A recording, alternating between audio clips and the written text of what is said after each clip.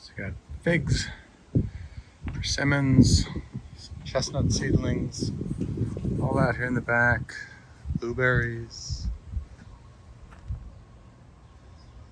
pawpaw and persimmon seedlings for grafting, all sorts of things.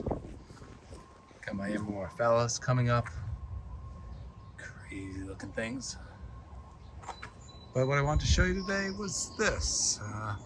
It is my Gerardi mulberry. It's probably about 5 years old and probably 10 feet tall and easy to keep at this height. It is really the dwarf mulberry to grow. Mulberries are great, early season fruit, and very tasty, and the birds love them. So even if you don't eat them, then you know they do keep the birds off other things. And just look inside. Look at all the fruit hanging in here. So one of the things about Gerardi is as a dwarf, it has very short nodes, so you get all these fruit very close in, very much reachable. You can actually spread a cloth under this and just give it a shake, and all the ones that are ready will drop.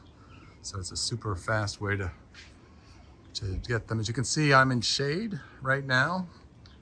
So this gets sun 6 hours out of the day, but still is having no trouble ripening all kinds of fruit.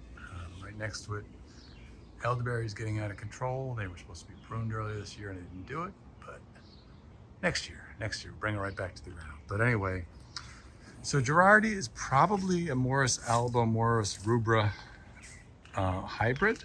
It is not a black mulberry. You really don't grow black mulberries on the East Coast, and especially in climates that are anything over zone 8. This would probably have even more fruit if it was just full sun. But as you can see, very dense growth on this side where it's reaching into the sun. And again, just, you know, tons and tons of fruit. Some of it ready to pick, some of it not. And if you pick them and they're a little bit more red, let's see, grab one here. So even this one right here, that's got some red and even some white on it, still edible. It has a little sharpness, a little acidity to it, whereas if you get these darker ones, they kind of just fall off in your fingers. This one here, very tasty. That's just good. I like them that way, more so than, let's see if I can find a really dark one here. This one's darker, not quite black.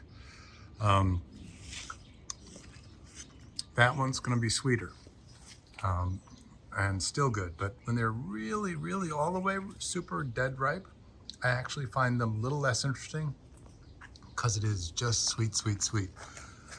But my wife's nephew loves them that way, and I promised him a tree. I'm grafting a few for him now, and again, this is pretty much easy to take care of, doesn't really need any pruning.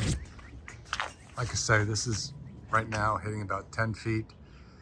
And each year I'll just take a little bit off the end because I do all my pruning on this in early July after all the fruit has come. And then I just take it back, just kind of go around the whole thing and just get it out of my pathway here. You see it's kind of growing into that and control it. So great fruit to grow. I highly recommend it. Just another really good plant for the backyard gardener, especially where space is at a premium. And this one little tree can give us plenty of fruit. And like I say, even if maybe they aren't your favorite, maybe you like something more acidity like blackberries, just having this in the yard actually is a good distraction for the birds. So I have raspberries right across the way, and the birds are never on them. They're often in here. But there's plenty of fruit, and I still get quite a bit, so I really can't complain. Anyway, this is Gerardi mulberry. Super productive, easy to grow plant, no spray. Definitely recommend it.